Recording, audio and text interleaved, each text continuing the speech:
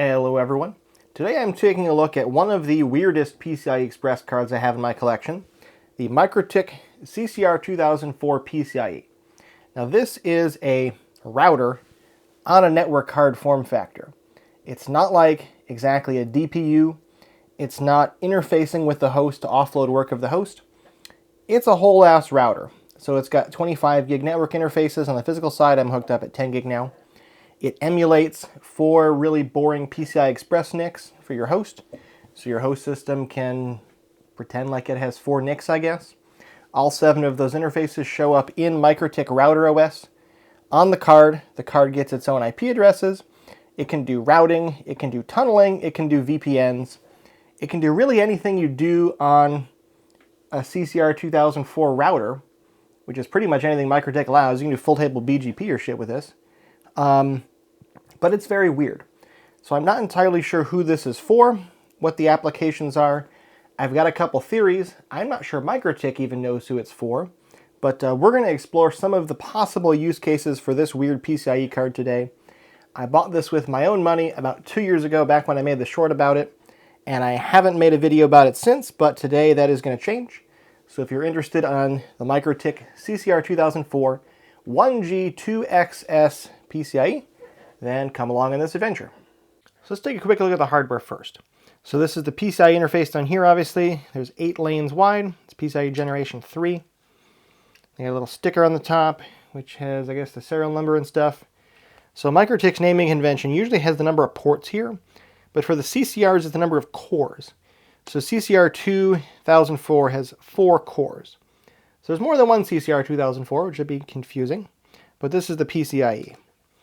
On the slot end, we've obviously got the 2 SFP28 cages for 25 gig. We've also got gigabit labeled management, but it can be really for whatever you want. And, well, I guess that's pretty much it. So one of these here, you can, I think it's this one, you can put a tool over to do a factory reset. Nothing else is really that exciting anywhere around the card. We got a basic blower cooler, and yeah. As for actual hardware specs, this guy has an Annapurna Labs AL32400 quad-core ARM V8 CPU, 4 gigs of RAM, 128 megs of flash storage on board. So that's the specs we're looking at. Also like to point out that the Annapurna Labs chipset family is the chipset family that became the Amazon AWS Nitro after Annapurna Labs was bought by Amazon. Also, by the way, if you're not a fan of cloud services, I have a shirt here that says "Cloud-free is the new luxury." Friendly reminder to log out for self-care. You can buy it at my merch store. So the hardware is pretty neat, but probably time to do some testing. So this system is obviously a PCI Express card, PCIe Gen 3 by 8 lanes. I don't actually own any systems now here in Finland that have PCI Express slots. So I got this GMKTech mini PC. Maybe here's a video up where I review this mini PC. It has an Oculink port, which is like PCI Express and a connector. So it's this little cable here. I'm connected via Oculink to my breakout board here, where I've got breaking out the PCI Express. I've got a Pico PSU providing power, and then I've got 2 bricks, one for the mini PC and one for the card. It would be much cleaner if I had a system with a PCI Express slot to put it in. So then for networking, the card has 3 ports, dual 25 gig, single gigabit. Got the gigabit hooked up back to my normal LAN for Winbox, so I don't lose my network connection as I mess with these other 2 here. And I got one of these connected over fiber to my 10 gig switch in the closet. That I love very much, which is also connected at 10 gig back to my Proxmox system. So I can do 10 gig testing there. If I need it, I've also got a 10 gig NIC for my laptop, so I can set up 10 gig with fiber or DAC to a second system. Those are the only 2 systems I have now that can do 10 gig, so that's what I got. But we're probably not going to be hitting 10 gig in a lot of my tests because I'm testing more wild stuff. So let's see how it looks to Linux. So here in Winbox, it looks just like any other system. We're a CCR2004-PCIe, running the latest testing version. I've got interfaces. I've got my 4 PCIe interfaces, Ether 1, 2, 3, 4 PCIe. Ether 1 is my gigabit port, and then I've got the 2 SFP28s, and I'm doing some other testing, so I have WireGuard. And we can add addresses, we can add routes, just like we would in any other router. And these 4 PCIe ports just show up as Ethernet NICs, and they have a MAC address too, so if I scroll down you can see this guy's ending in E1. Remember that for later. And this guy's ending in E3, etc. So over here on Kali, I can just do LS-PCIe, and we'll see these 4 guys here. So 01:00 function 0123. These are my Qualcomm Atheros. They're not actually that, but that's the driver that Mikrotik has chosen to emulate here. Now, unfortunately for us, they're all in the same IOMMU group. So here's 0, 1, 2, 3. They're all in group 14. So we can't pass them through to virtual machines separately, at least not with the kernel I'm using in Kali. So if you're running a VM host like Proxmox or something, it looks like we won't be able to pass through the individual subdevices separately. And this also doesn't support IOMMU, so we can't pass virtual functions into virtual machines. We can pass the entire card into virtual machines if we need to, but I think this is really meant for bare metal hosts, because if we had a hypervisor, we could just do whatever we're doing on this router on the hypervisor, and we wouldn't need this router. So to me, this is really for people that are running something bare metal, and they need to put a router in front of it, and they can't afford the space of a rack-mounted router, or legitimately this could be cheaper. This is less than $200. So if you need a like 10 gig throughput BGP router to do peering or something, full tables, upstream of your bare metal box, then you can throw this in it and it'll do that. Probably cheaper than adding a rack mount router, so that's cool. IP link, you can see I've got all these interfaces here. So Kali doesn't use the modern naming convention, so I created link files to name these guys CCR1234 based on their MAC address, which we can see here ends in E2, EF, E4, no, E2, E4, E6, E8. So this is one greater than what we saw on the other side. So this, in this case of CCR1, is ending in AF95E2, and this equivalent one on this side ends in AF95E1. So that's how we can match them up. But to this guy, they're just any other interface. And I can come over here to Network Manager, bring them up, or IP link set, IP add or add, whatever I want, on these ENCCR interfaces as normal Ethernets. By the way, I don't know if I was clear. I named them ENCCR. They just got named ETH01234556. So this guy has 2 already. This guy has 4. And because of the way Linux works, if you don't use persistent naming, like the ENP, ENO, etc., the ordering can be all random. So Kali doesn't use persistent naming for whatever reason. So I created my own aliases in UDEV. So these 4 always get named ENCCR1234 based on their MAC address of this specific card. I expect if you were to deploy this, if this was your only NIC, then you'd be guaranteed that it was the first 4 ethers. Or if you use persistent naming like with systemd, then you get ENO or ENP, whatever, ENP1, F2 or whatever this is. So for the most simple thing we can do, I can just bridge them together. So in this case, I have a bridge, and it has Ether PCIe 1 along with SFP28 1 and 2 just bridged together. So essentially, this is just like a regular Ethernet card, but different. So over here, if I go to Network Manager, I'm actually not sure which is which, but let's try one of these. There we go. So Network Manager has assigned me IP addresses. I now have these guys on my test system network on ENCCR1. So running an iPerf test here, I'm getting 10 gigs, which is what I expect because I'm connected to a 10 gig system on the other side. And if I do BIDIR, let's see if we can get, looks like we're getting 9.2 gigs and 4.7 gigs. BIDIR. It might be a good time to note that you're not going to get 25 gig line rate out of this if the CPU on the network card has to do work. So don't expect this to be hitting 25 gig and routing and doing BGP full tables. It's not going to do that. It is possible to get 25 gig line rate if you do strict pass-through mode where one of these ports is strictly mapped to one of the PCIe ports. In that case, they have an optimized fast path that copies frames directly between those 2 ports without hitting net filter at all. If you do that, then you can get 25 gig on one of these ports. As soon as the packets are getting processed by the CPU, like as packets, you lose 25 gig on this, which tracks with the CCR2004 being it's a quad-core ARM V8, so CCR2, it's a 2000 series with 4 cores. It's not a 25 gig router. It's maybe a 10 gig router. So just be realistic about that. I wish Mikrotik made it more clear, but their own test documents, if you go to the website, Mikrotik publishes test data for all of their hardware, and it's very realistic. They're using actual test equipment to do this at different packet sizes and stuff. You can get a pretty good feel for how your application will perform, and they were very honest about this, that it definitely does not do 25 gig in any of their tests. So be aware of that. In this case, I'm getting about, what is that, 16 gig aggregate on my 10 gig connection. I don't think I'm thread bound on either side of the CPU. I think I'm limited here by the bridge. But yeah, so that's just using it as a basic network card, which it's not great at. So if it's not great at bridging, what about WireGuard or VPNs in general? So I guess the thought here is, like, imagine you have a server in a colo somewhere and you need to do VPN to it. Normally you would just run the VPN client on the server directly. Maybe those are managed by different teams, different companies or something, so you need a way to provide VPN to that server, and you're going to do it with the CCR2004. So in this case, this guy here, the hardware, Linux, thinks it just has a plain old network card. In reality, that plain old network card is connected over the internet to a VPN and pretending like we're connected somewhere. Now, Mikrotik supports a number of different VPNs. The two I'm trying here are IPsec with AES 128 GCM and WireGuard. So WireGuard uses CCR20. Now that's going to be all done in software on the CCR2004. It doesn't have hardware offloading for this.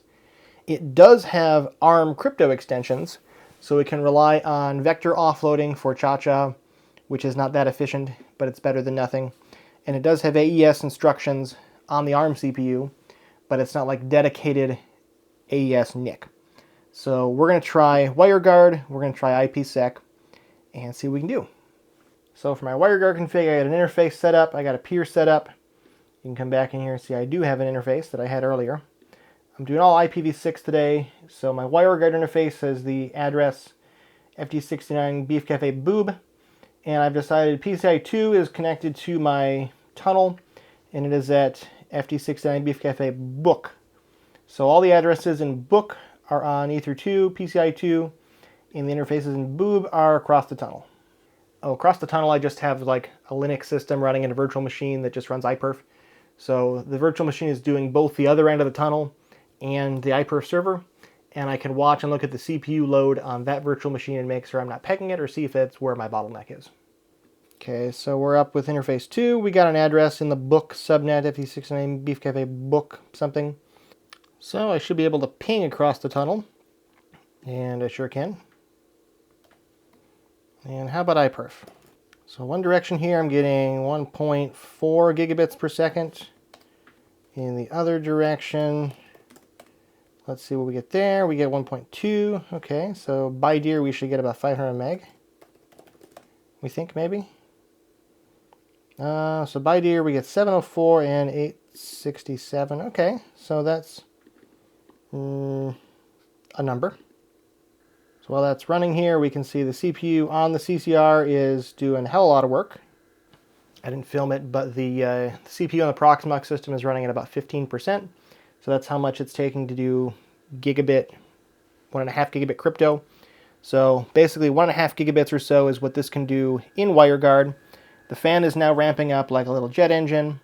I'm obviously not on a server with cooling, but it has a blower fan, so that's something, I guess. But yeah, so if you guys remember the smart SFP I looked at, like in this video up here, that was super cool if you wanted to like hide an encryption device somewhere in your network.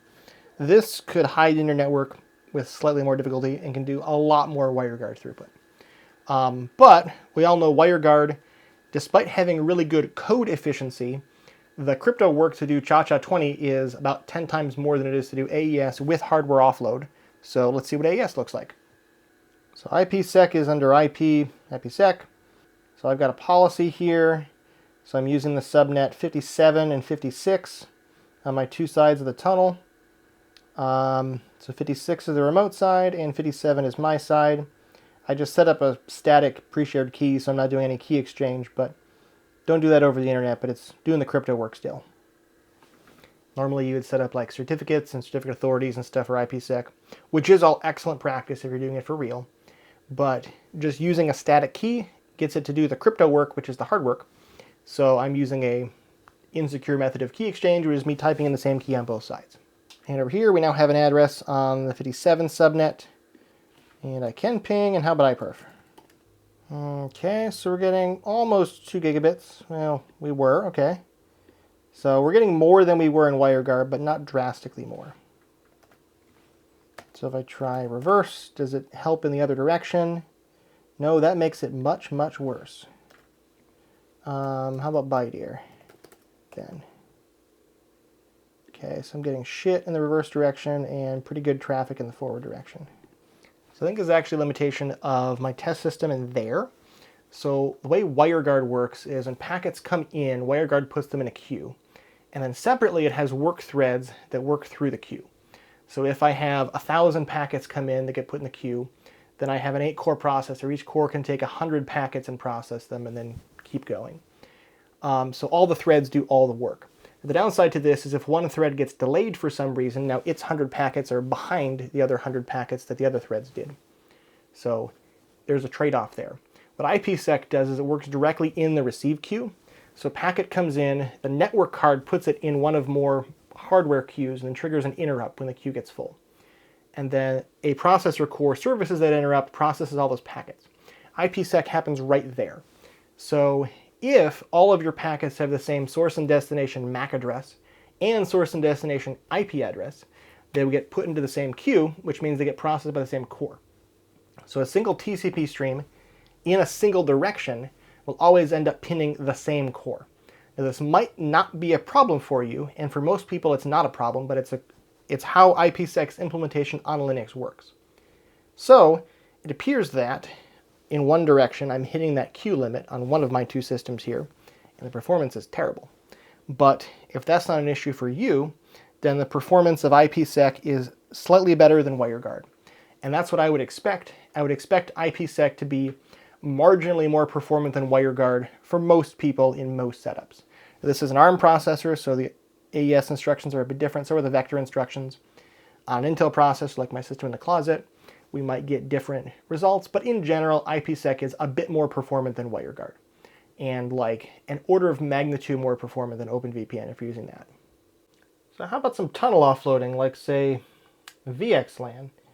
So I got a config here with a VXLAN tunnel endpoint, MTU 1420. I got my peer set up over the network.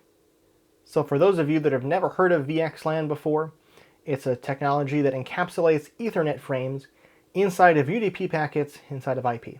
So we can route the UDP across our fabric and then pop the tunnel endpoint back out and pretend like we were transmitting Ethernet across the network. So instead of spanning large VLAN domains across a big campus, we can use VXLAN to make the underlay routed and then carry the overlay on top. What's even cooler about VXLAN though is we can take all those MAC addresses we're sharing and send those over BGP as routes.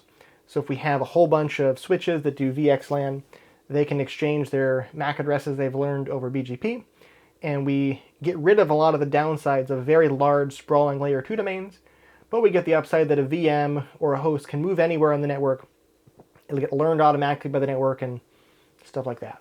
So you can use it in data centers. vMotion used to have a requirement that VMs always pretended they run the same layer 2 domain, so if a VM moves from one host to another, it still sees itself as being on the same network. VXLAN can do that.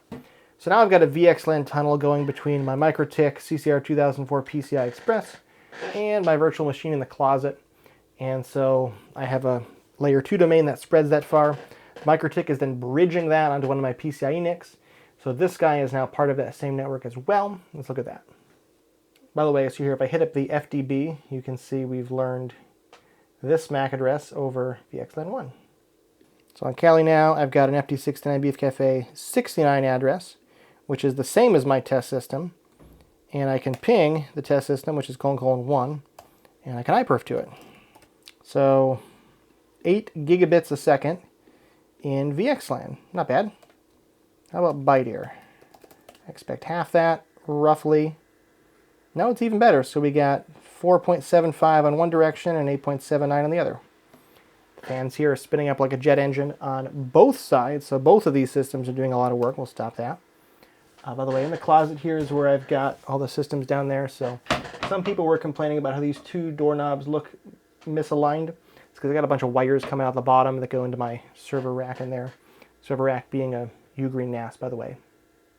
So if I run bridge FDB show dev VXLAN 1 over on my test system, we have a default route that goes to the Mikrotik value 0 self-permanent. And then we learned these three MAC addresses. So these two are the Mikrotik itself, E78. That's the MAC address of the bridge and the MAC address of the interface. And then this is the MAC address of my test system, whatever it is. And it's going there via a UDP tunnel to this address. Okay, so it's getting a bit dark out, so that's why the video quality will probably get worse. But I'm doing full table BGP here. So this guy can do routing, of course. So I've got it hooked up to a system in the closet. I imported a full table route image from a RIPE route reflector in Stockholm. So I have the full million and some V4 tables, plus the however many V6 tables there are, the whole thing imported onto my virtual machine in the closet. Now the VM in the closet is using an outrageous amount of memory to do this, so let's see if we run out of RAM on this thing. I think this thing has 16 gigs. It should be fine for this. How much does it have? 4 gigs. Okay. Well, a bit less than I thought, but see if we can do full tables. So over here, it looks like we're using most of our RAM, but if I go over here to BGP, so my 2 sessions came up, my V4, my V6 session, I've got 1.05 million V4 prefixes and 241,000 V6 prefixes. And I go to IP, where's routes? Routes. And we, of course, have lots of routes. I set next hop to my server in the closet, which is 204. And same with B6. We got a massive number of routes. Again, I set next hop to the server in the closet. So now that I did this, can I do like a iperf to the server in the closet? So because the server in the closet is pretending to be every route on the internet, I can just pick any valid address on the internet and set it as the address of the server in the closet, and the routing will make it there. So I picked a random address, and let's see what iperf looks like. Oh, by the way, I set 2001 DB8666 as my route on the local system, and I have a route back for that. And then I chose 2620 FEFE, and we'll try going ahead for that. And we've got 10 gig. So over here in the Mikrotik, we're using about 40% CPU, maybe 45%. Okay, so we can do BGP full table routing on this guy with one full table, and do greater than 10 gigs routing throughput in a PCI Express card. Now that doesn't sound too bad to me personally, given how much 10 gigabit capable routers cost. New, not used, by the way. I know the used people love their jet engines in their closet from 10-year-old Cisco's, but this is new gear doing 10 gig BGP full tables over, over fiber. Okay, so what do I think of the CCR2004-1G-2XS-PCIe? Well, this is definitely the weirdest card I have in my collection, I think. I actually bought it because of what the hardware should be capable of. So I knew the software support was definitely not there in RouterOS. I was hoping it would improve in the future. So this has the Annapurna Labs, AL32400.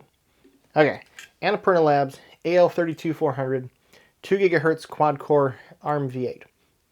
So this is the same chip family that Amazon purchased. So Annapurna Labs is now owned by Amazon for their AWS Nitro chips.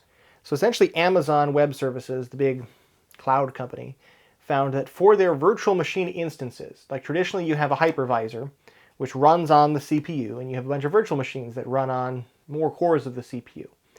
And some of the functions of those virtual machines need to be emulated, so you have emulated networking, bridging, things like that.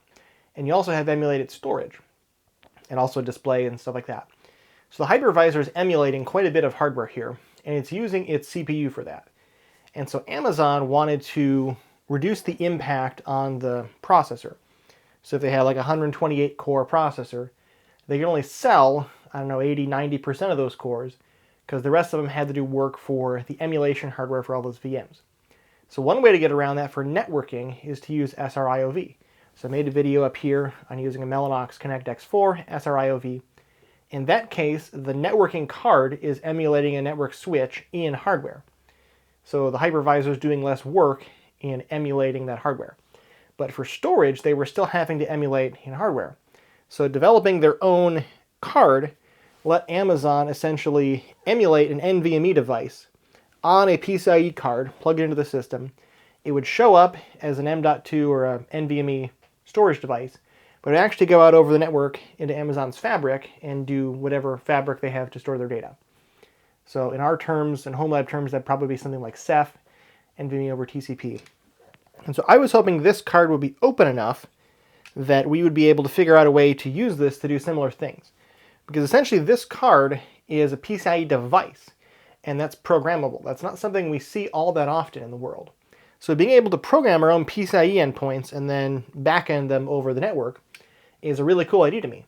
Because in theory, the hardware on this card is fully capable of emulating network, storage, maybe a basic VGA, basic USB controller, something like that. And so you plug this into the system, and you have all of the peripherals the system would need to function. So if you're a hosting company, you could use something like this hardware, not this card, to sell bare metal solutions, but still back it with NVMe over Fabric, network fabric, stuff like that, using the emulation card. That's what Amazon does. So that's why I bought the card. This obviously does not do that. This is a router. And so I think where Mikrotik missed the mark here is that while the hardware is really, really cool, there's just not enough applications that are purely routing. And if we had more broad access to general Linux on this card, which I'm actually not sure if anyone has done, I haven't checked, there's some really cool applications for this hardware in that. Now where you actually can use this hardware, I guess. So if you're in like a co-location data center where you're paying per rack unit, it could definitely see a benefit in using this as your router inside your server to offload functions that the server would have to do. So by doing BGP full tables here, I'm not taking system RAM and running FRR. FRR is horribly inefficient at BGP memory usage. For example, if you want to do tunnels, IPsec WireGuard, using this card could offload it from the host. It's not great at that, but I think where it better shines is that it segments the responsibility between the host system and the card. So if you have two different groups in your organization that deal with networking and servers, for example, the networking group owns the card and configures the card, and the server group does their stuff. That could also be hit if you're, say, with two different companies. If you're hosting a box that you don't own, but it's part of your infrastructure or something like that, putting this card in it could help alleviate some segmentation concern. Now, as to actually doing the real offloading in the real world, I don't see a massive number of use cases that aren't niche like that. But I mean, just like the Smart SFP I reviewed a while ago, I already linked up there in the past. A lot of the use cases, I think, for this come into places where you would normally need to insert a router to do something, and now that router is on the PCIe card that sits inside the host. So you're saving the space. You're actually saving the cost, too. So how much does a CCR2004 cost? Okay, so this card right now costs $199, which is not a bad price at all for a dual 25 gig NIC. Granted, you can't use most of the advanced features at 25 gig, but I had no issue getting most of them to work at about 10 gig, which is more reasonable, I think. An actual 10 gig CCR2004, though, costs $465. So if you just need 10 gig routing, this is cheaper, which I think is pretty cool. So if you're in a data center, it's probably for colo environments. That's the best use case I can come up with, where you need to save space, you need to save cost, you're only doing one host. And instead of using a full-on CCR2004, we're just doing this. So that's what I think of this thing. It's weird, but I love it. I love it in my collection. I have no use for it, but if you have a different use case you think I should have tested, comment down below. I always love to hear your comments. If you like my shirts, by the way, cloud-free is the new luxury. Friendly reminder to log out for self-care. Check out my Ko-fi, link down below for that as well. You can also give me a tip there, and I greatly appreciate that as well. If you want to follow me on Mastodon, that'd be great. Or if you want to chat with me more, you can talk to me on my Discord server. And I'll see you guys on the next adventure.